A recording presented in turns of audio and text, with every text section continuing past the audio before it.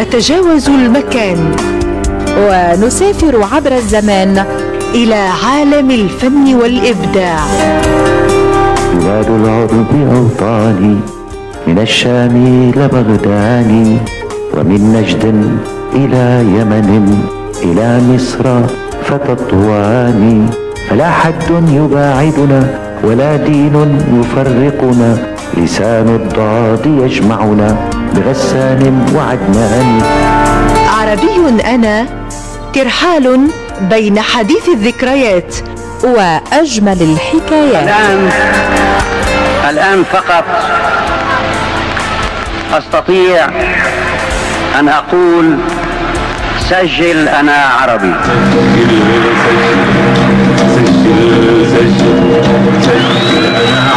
سجل أنا عربي.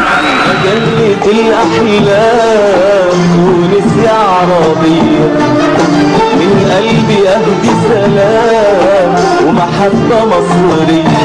عربي أنا، سهرة مع فاتن الصالحي. مساءكم عربي أنا، أهلا وسهلا بكم في لقائنا المباشر من الآن إلى منتصف الليل. مرحبا بكم في هذه السهرة، ويسعدني أن نستضيف معنا في برنامج عربي أنا الدكتور علي الدرورة، شاعر وقاص من المملكة العربية السعودية. أهلا وسهلا، مساء النور، مرحبا بك على موجات الثقافية. أهلا وسهلا بكم. مرحبا بك. طبعا أنت في تونس في إطار حضورك ومشاركة بكلية الأداب بمنوبة، وطبعا قمت بعديد الزيارات في تونس. هذه مش أول زيارة لك في تونس.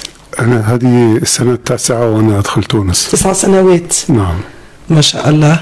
وفي ال9 سنوات كيف وجدت تونس من سنة إلى سنة؟ تونس جميلة وجميلة بأهلها لا شك.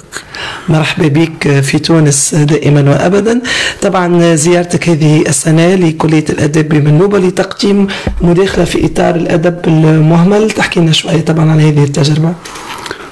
تجربتي مع الأدب المهمل امتدت إلى 30 سنة، وكنت أبحث عن القصائد المكتوبة بالحروف المهملة. طبعا معروف أن احنا عندنا في اللغة العربية 28 حرف. حرف معجم اللي هو فيه نقطة، والحرف الآخر مهمل اللي هو بدون نقطة، وعدد هذه الحروف 13. الشاعر يقوم بكتابة القصيدة بالحروف 13 هذه ويؤلف قصيدته. أنا بحثت عن هذا النوع من الشعر المكتوب بالحروف المهملة على مدى سنوات طويلة جدا، وأصدرت حتى الآن 10 كتب، منها معجم شعراء المهمل في 600 صفحة. في 600 صفحة. نعم.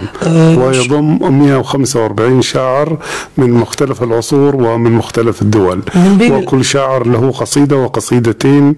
نعم. نعم. في الأدب المهمل. في الأدب المهمل. نعم. من بين الشعراء الذين تبعتهم وبحثت وجدت أنهم كتبوا في الأدب المهمل. طبعا من عصر الرسالة حتى الآن، لكن بالنسبة لشعراء العرب كثيرين، وأيضا ينضم إلى هذا النوع من الشعر الشعراء الآخرين من غير العرب الذين يستخدمون الحرف العربي، مثل الهنود والباكستانيين والبلوش والأفغان والفرس والكرد والترك أيضا الذين يستخدمون الحرف العربي، هم أيضا لهم أيضا باع طويل في هذا المضمار.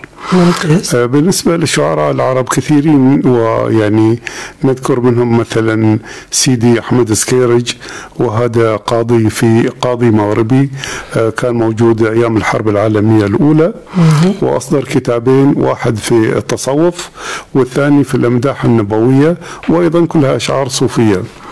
إلى جانب أحد الشعراء من مصر اسمه علي إبراهيم الدشناوي، هذا ألف كتاب وفيه حكايات وأشعار منوعة يعني. في نفس الكتاب وأهداه إلى جمال عبد الناصر، وأظن هو كان عسكري في تلك الفترة الزمنية. وهناك العديد من الشعراء في الوطن العربي من القدماء ومن المعاصرين، ويعني